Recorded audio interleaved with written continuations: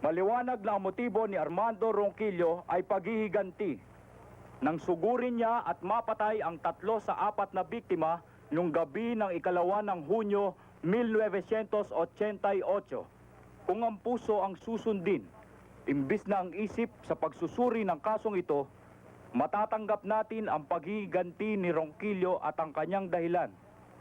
Siya ang naapi, siya ang namatayan, siya ang naghahanap ng katarungan.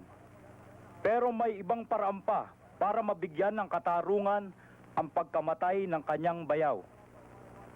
Ang mga paraang yon ang unang dapat ginawa ng nasasakdal, hindi ang ilagay ang batas sa kanyang mga kamay. Patay sa mga testimonya ng nasasakdal at ng mga testigo sa kasong ito, napatunayan ng korteng ito na si Armando Ronquillo ay